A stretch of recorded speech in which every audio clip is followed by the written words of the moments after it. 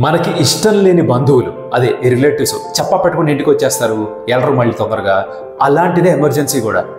సడన్గా ఒక ఈమెయిల్ వస్తుంది, you have been fired, organisation restructuring, we are sorry about it. ఏం చేస్తారు? పుసుకుని ఉద్యోగం పోయింది. లేదా చేస్తున్న బిజినెస్, సరిగ్గా రన్ అవుతున్న బిజినెస్ సడన్గా డబ్బులు రావడం ఆగిపోతాయి for no fault of yours. ఒక కోవిడ్ లాక్డౌన్ వచ్చింది, ఏం చేయాలి? దానికంటే verse health emergency.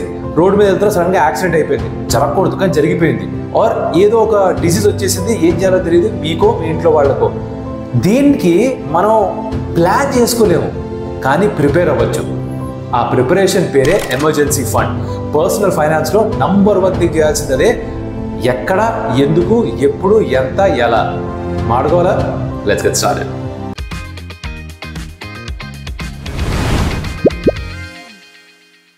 Welcome to curious Kaushik. నా పేరు కౌశిక్. అండ్ ఎమర్జెన్సీ ఫండ్ అంటే ఏంటి కాస్త క్యూరియాసిటీ కనుక కలిగి ఉంటే ఈ వీడియో మీకోసమే. వీడియో మొత్తం చూడండి, అనవసరంగా బిట్లుగా పాటలుగా చూసి సగం అర్థం చేసుకున్న తర్వాత మళ్ళీ మొదటికే మోసం. అందుకని పూర్తిగా చూసే ప్రయత్నం చేయండి. టైం లేకపోతే తర్వాత వచ్చి చూడండి, సేవ్ చేసుకుని తర్వాత చూడండి, కానీ మొత్తం చూడండి. ఇది నా విన్నపం. ఓకే, ఇందాక చెప్పినట్టుగా మనకి ఇష్టం లేని రిలేటివ్స్ ఎప్పుడైతే చెప్పబెట్టుకుని ఇంటికి వచ్చేసి వెళ్లకుండా ఉంటారో, మన ప్లాన్స్ అన్ని పాడు చేస్తారో, అలాంటిదే ఈ ఎమర్జెన్సీ సిచ్యువేషన్స్ కూడా. దీన్ని మనం ప్లాన్ చేసుకోలేము కానీ ప్రిపేర్డ్గా ఉండాలి. అండ్ అదే ఆ ప్రిపరేషన్ పేరే ఎమర్జెన్సీ ఫండ్. అసలు ఎందుకు ఎమర్జెన్సీ ఫండ్ కావాలి? మీకు ఖర్చులు అన్నవి ఎక్కడికి పోవు. ఎవ్రీ నెల మీకు బేసిక్ ఖర్చులు ఏవైతే ఉంటాయో, బేసిక్ ఎక్స్పెన్సెస్, అవి మనకు ఉద్యోగం ఉన్నా, మన బిజినెస్ సరిగా పనిచేస్తున్నా లేకపోయినా, మన దగ్గర డబ్బులున్నా లేకపోయినా ఆ ఖర్చులు జరిగిపోతాయి. రోటీ కపడా మకాన్, దీన్ని ఏం చేయలేము. తిండికి డబ్బులు కావాలి, రెంట్కి డబ్బులు కావాలి, సొంతలు అయితే వేరే విషయం. బట్ ఏవో ఖర్చులు చిన్నవి ఉంటాయి.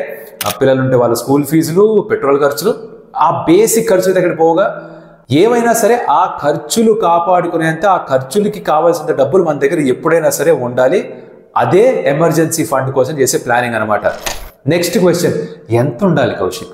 దీనికి చాలా simple answer. Rule of thumb ఏమిట్రా అంటే 6 times యువర్ మంత్లీ ఎక్స్పెన్స్ అని చెప్తూ ఉంటారు. అంటే ఫర్ ఎగ్జాంపుల్, మీ నెలసరి ఖర్చులు, నెలకి కావాల్సినంత ఎక్స్పెన్సెస్ ఏవైతే ఉన్నాయో అది ఒకవేళ రౌండ్ ఫిగర్ ఒక 50,000 అనుకుందాం. ఓకే, 50,000 అంటే 6 monthsకి 6 into 50 3 lakhs మీ దగ్గర రెడీగా ఉండాలి. ఆ డబ్బులు ఉండాలి. That's your emergency fund. కానీ రూల్ ఆఫ్ థంబ్ ఏదైతే ఉందో ఇది ఒక జెనరిక్ రూల్. ఇప్పుడు మీ ఖర్చులు ఎంత, మీ ఫ్యామిలీ సిచ్యువేషన్ ఏంటి, సర్కమ్స్టాన్సెస్ ఏంటి, ఎంతవరకు ఖర్చులు రావచ్చు, పెద్దవాళ్ళు ఉన్నారా, వాళ్ళకి హెల్త్ కొంచెం పాడే ఛాన్సెస్ ఏమైనా ఉన్నాయా, ఇవన్నీ ఫ్యాక్టర్లోకి తీసుకొని మేబీ 6 months కాదు, ఒక 9 months 12 months వరకు ఉండొచ్చు. అది ఫ్యామిలీ టు ఫ్యామిలీ డిపెండ్ అవుతుంది. ఎక్కడ స్టార్ట్ చేయొచ్చు అంటే bear minimum 6 months of your monthly expenses should be your emergency fund. Okay, ఇక్కడ వరకు అర్థమైంది. ఈ పాయింట్ బాగానే ఉంది. ఇప్పుడు ఇది ఎలా క్రియేట్ చేసుకోవాలి? Very simple. మన దగ్గర వస్తున్న ఇన్కమ్, అది మీ శాలరీనే కావచ్చు, బిజినెస్ నుంచే కావచ్చు. ఫిక్స్డ్ ఇన్కమ్ ఉంటే సరే, దాంట్లోంచి ఒక పోర్షన్, ఒక పర్సెంటేజ్ తీసి పక్కన పెట్టేస్తాం. శాలరీ ఇన్కమ్ కాదు, బిజినెస్ ఇన్కమ్ అంటారా, ఏ నెల ఎంత వస్తుందో మాకు తెలియదు అంటారా, ఎంత వస్తే అంత దాంట్లోంచి ఒక 20%, 25% తీసి పక్కన పెట్టాలి. ఫస్ట్ థింగ్స్ ఫస్ట్, మీరు ఫస్ట్ చేయాల్సిన పని ఏమిట్రా అంటే మీ ఎమర్జెన్సీ ఫండ్ ఎంతైతే క్యాల్కులేట్ చేసుకున్నారో, which is 6 times your basic monthly expenses, ఆ అమౌంట్ వచ్చేదాకా సేవ్ చేస్తూనే ఉండాలి. ఎంత ఫాస్ట్గా సేవ్ చేయగలిగితే అంత సేఫ్. ఆ సేఫ్టీ నెట్ కనుక క్రియేట్ అవ్వాలి అంటే క్విక్గా చేశారనమాట.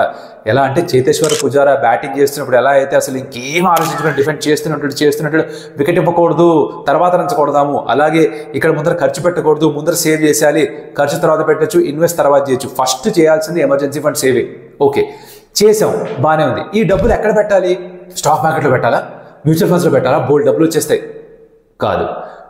చాలా తక్కువ సందర్భాల్లో నేను ఈ మాట చెప్తాను. చాలా తక్కువ సందర్భాల్లో ఏ ఫైనాన్షియల్ అడ్వైజర్ అనే ఈ మాట చెప్తారు.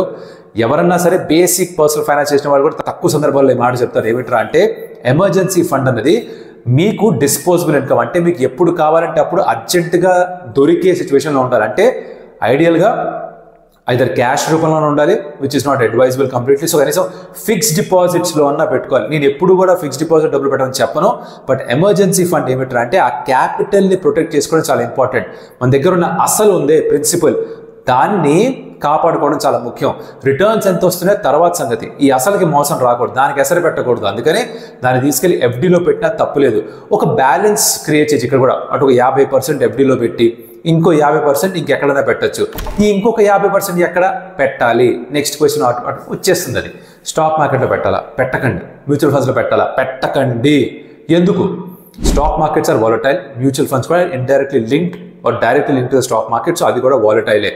ఎమర్జెన్సీ ఫండ్ మనకి ఎప్పుడు కావాలో తెలియదు కాబట్టి రైట్ టైంలో మనకు కావాల్సినప్పుడు మార్కెట్ ఒకవేళ డౌన్ ఉంటే, ఇది ఇప్పుడు గత వారంలో పడ్డట్టుగా, అంటే if watching this video around November second week or so, first వీక్లో కాస్త మార్కెట్ పడింది. అలా పడ్డప్పుడు కనుక మీకు కావాలనుకుంటే మీ పెట్టిన డబ్బులు కంటే తక్కువ వస్తాయి, అది లాసే కదా. అలాంటి పని చేయకూడదు. ఇంకెక్కడ పెట్టాలి? లిక్విడ్ ఫండ్స్ అని ఉంటాయి. ఈ లిక్విడ్ ఫండ్స్ ఏంటి అన్నది నేను తర్వాత సబ్సిక్వెంట్ వీడియోస్లో చెప్తా. గుర్తుపెట్టుకోండి ఈ టర్మ్ని. లిక్విడ్ ఫండ్స్లో పెట్టుకోవచ్చు ఈ డబ్బుల్ని. ఒక 50% ఎఫ్డీలో పెట్టుకొని 50% లిక్విడ్ ఫండ్స్లో పెట్టుకోండి. అలా పెట్టుకుంటే లిక్విడ్ ఫండ్స్లో ఉన్నది మీకు జనరల్గా ఏమిటంటే కొన్ని ఫండ్స్లో ఏమో ఆ రోజే, అంటే మీరు ఒకవేళ కనుక ఇవాళ అమ్మేద్దాం అనుకుంటే ఇవాళ సాయంత్రానికో రాత్రికో డబ్బులు అకౌంట్లోకి వచ్చేస్తాయి. లేదు అంటే వర్స్ట్ కేస్ సినారియో T+1, అంటే ఇవాళ అమ్మితే నెక్స్ట్ డే ఒక రోజు తర్వాత డబ్బులు ఫండ్స్ మీ అకౌంట్లోకి వచ్చేస్తాయి.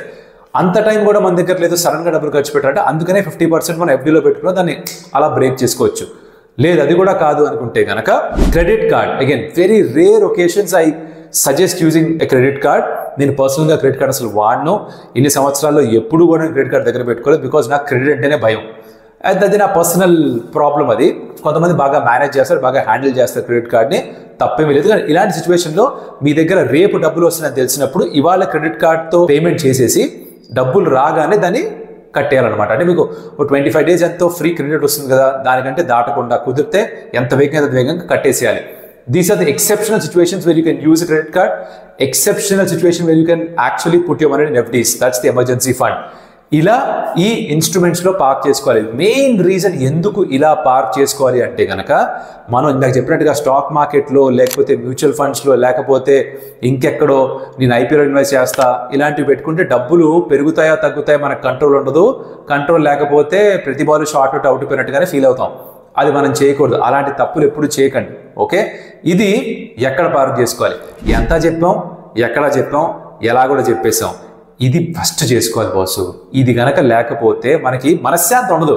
ఇప్పుడు రాత్రి పడుకున్నప్పుడు నిద్ర సరిగా పట్టాలా పట్టద్దా?